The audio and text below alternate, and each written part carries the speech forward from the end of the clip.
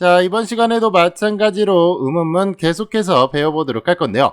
이번에 만들 것은 누가 피아노를 연주할 수 있니? 라는 식의 음원문이라고 할 수가 있습니다. 자, 여러분들 보시면은요, 이때는 묻고자 하는 것이 누가라고 할 수가 있겠죠? 그러면 자, 우리가 이제까지 배운 동일한 법칙을 적용하는 것이 맞다라고 하겠죠? 그러면 동일한 법칙을 적용해서 한번 만들어 보도록 할게요. 우리가 이제까지 배워놓은 의문문을 만드는 공식이 있습니다. 제일 먼저 묻고자 하는 것이 먼저 나와야 되는데, 위의 문장에서 묻고자 하는 것은 누가이니까 당연히 who가 나온다라고 할 수가 있겠죠. 그 다음에 시간 요소가 나타난다라고 할 수가 있는데요. 연주할 수 있니? can play니까 can이라고 하는 동사조수가 시간 요소로 나타난다는 것을 알 수가 있죠.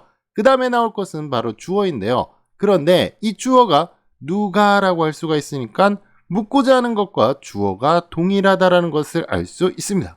그러면 주어를 또 쓸 필요는 없겠죠. 그래서 그 다음에 나오는 것은 동사이고요. 그 다음에 이런 식으로 갖다 붙이고 물음표를 쓰면은 완성이 된다는 것을 알 수가 있습니다. 자, 우리가 앞에서 방금 만들어 본 표현은 우리가 이제까지 만든 표현과는 약간 다르다라는 것을 알 수가 있겠죠. 이런 식으로 누가라는 것이 주어로 나타날 때는 묻고자 하는 것과 주어가 동일한 대상이 된다는 것을 알 수 있습니다.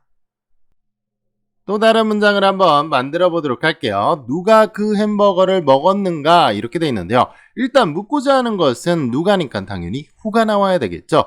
그리고 나서 시간 요소는 먹었는가? 동사의 과거이니까 과거를 나타내주는 동사 조수 필요하겠죠. 그래서 did를 써줬습니다. 그리고 나서 주어는 지금 보니까 누가 먹었는가? 누가가 지금 주어라는 것을 알 수가 있겠죠. 그래서 결과적으로는 묻고자 하는 것과 주어가 동일하다라는 것을 알 수가 있고요. 그리고 나서 나와야 되는 것은 동사가 나오고 그 다음에 이렇게 써주고 물음표를 갖다 붙이는데요. 이렇게 쓰면은 근데 틀리게 됩니다. 자, 우리가 지금 공식대로 그대로 갖다가 썼는데 도대체 이 문장은 어째서 틀린 것이냐? 이 부분은요, 여러분이 애초에 동사에서 시간 요소를 분리시킨 이유를 살펴봐야 합니다. 이 부분을 자세히 한번 알아보도록 할게요. 우리가 의문문을 만들 때 처음에 적용한 원칙이 있죠. 가장 중요한 것이 먼저 나온다라는 것인데요. 그래서 동사 전체가 앞으로 나갔는데 이렇게 되면은 동사의 뒤에 동사의 주인이 위치하기 때문에 영어의 원칙 1번 동사의 앞에는 그 행동의 주인이 나타난다를 만족시킬 수 없었습니다. 그래서 이렇게는 쓸 수가 없다라고 설명을 드렸고요. 해결책은 바로 동사의 구조에서 찾았었죠. 동사의 시간 요소와 의미 요소 중에서 시간 요소를 앞으로 보내주고 그리고 나머지를 이런 식으로 순차적으로 써주면서 영어의 원칙을 모두 만족시키면서 의문문을 만들 수가 있었는데요. 자, 여기에서 우리는 동사에서 시간 요소만 앞으로 보내는 이유가 주어와 동사의 순서를 유지하기 위함이라는 것을 확실히 알아둘 필요가 있습니다. 자, 그러면 여기 있는 두 문장을 한번 보도록 할게요. 일단 위의 문장을 보시면은요, 우리가 앞에서 배운 것처럼 이렇게 동사에서 시간 요소를 앞으로 보내서 의문문을 만들 수가 있겠죠. 이를 통해서 주어와 동사의 순서를 유지할 수 있다는 것을 알 수가 있습니다. 이번엔 아래 문장을 보도록 할게요. 일단은 묻고자 하는 것이 가장 먼저 나와 있는데요. 이 문장은 주어가 묻고자 하는 것과 같다라는 것을 알 수 있습니다. 그래서 주어 다음에 동사가 나오고 있다는 것을 알 수가 있는데요. 결국에는 이 상태를 그대로 놔둬도 동사의 앞에는 그 행동의 주인이 나타난다라는 원칙을 위반하지 않습니다. 그렇기 때문에 굳이 시간 요소를 이렇게 만들어 둘 필요도 없습니다. 그래서 이때는 이런 식으로 동사만을 이용해서 이렇게 표현을 할 수가 있다는 것을 알 수가 있겠죠? 그러면 다른 문장들을 통해서도 한번 알아보도록 할게요. 제일 먼저 누가 유진에게 장난감을 사주었는가 이렇게 의문문이 나타나고 있는데요. 묻고자 하는 것은 당연히 who가 되고요. 시간 요소는 사주었는가 과거니까 과거를 나타내주는 동사조수 did를 써줘야 되겠죠. 주어는 지금 누가 사주었는가 이렇게 누가라고 할 수가 있습니다. 그렇기 때문에 지금 보시면 묻고자 하는 것과 주어가 같다라는 것을 알 수가 있겠죠. 그래서 동사가 나오고요. 나머지 뒤에 사형식으로 이렇게 만들어줄 수가 있습니다. 그런데 이 문장을 이렇게 가만히 보시면은요.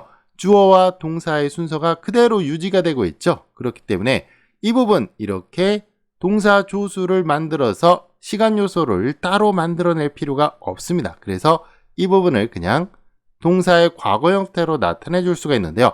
결국엔 여기 나와 있는 문장은 그대로 주어와 동사로 쓰면은 만들어낼 수가 있다는 것을 알 수가 있습니다.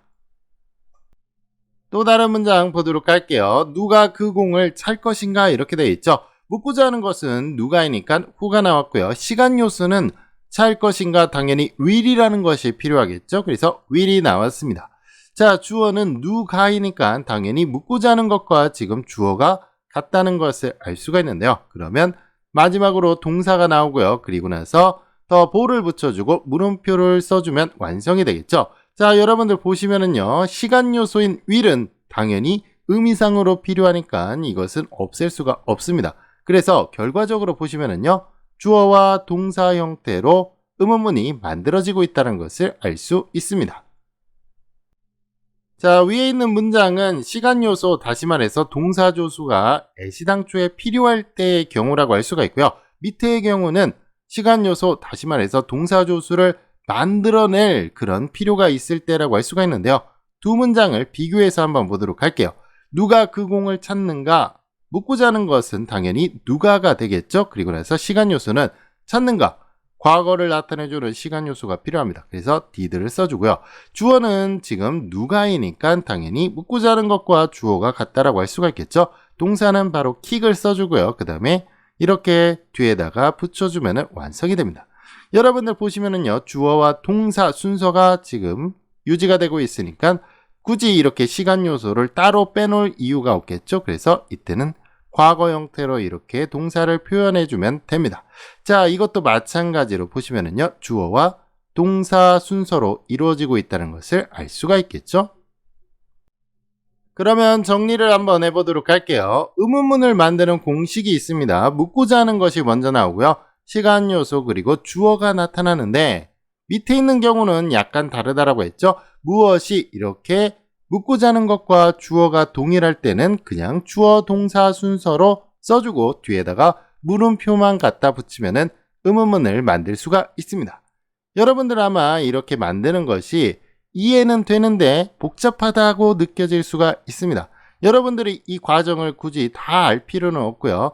원리는 그냥 이런 식으로 된다라고 이해만 하고요. 법칙만 기억을 해두시면 되겠죠?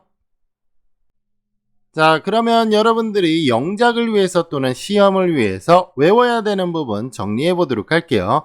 의문문을 만드는 공식, 묻고자 하는 거, 그리고 시간 요소, 그리고 주어가 나타난다라고 했습니다. 그런데 지금 주어가 누가 무엇이 또는 어떤 무엇이라는 것이 나타날 때는 바로 이런 식으로 주어와 동사 순서 그대로 써주기만 한다는 것을 알 수가 있겠죠?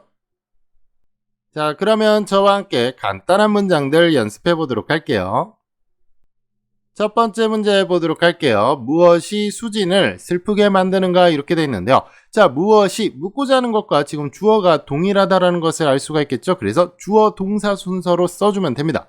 무엇이가 주어니까 이렇게 what이 나오고요.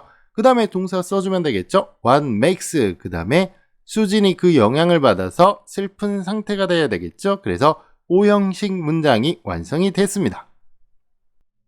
다음 문제 보도록 할게요. 무엇이 교실 안에서 벌어졌는가 이렇게 되어 있는데요. 묻고자 하는 것과 주어가 같다라는 것을 알 수가 있죠. 그러니까 주어가 그냥 what이 나오고요. 그 다음에 벌어졌다라는 동사가 나와야겠죠. 그래서 이렇게 동사를 써줍니다. 그리고 나서 교실 안에서라는 부사를 전치사 플러스 명사로 써주고 물음표를 붙여주면 완성이 됩니다. 마지막으로 한 문장 보도록 할게요.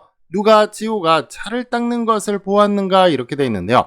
자, 보시면은요. 묻고자 하는 것은 누가고요. 그리고 주어도 누가라는 것을 알 수가 있겠죠. 그래서 주어부터 써주면 됩니다. who가 나오고요. 그 다음에 누가 보았는가 하니까 당연히 동사가 뒤에 붙어야 되겠죠. 자, 그러면은 본 사람은 누구냐? 바로 지호고요. 지호의 행동이 어떠한 것을 봤습니까? 닦는 것을 보는 것이겠죠. 그리고 닦는 것은 당연히 그의 카니까 당연히 이렇게 써주면 되고요. 물음표를 갖다가 붙여주면은 문장이 완성됩니다.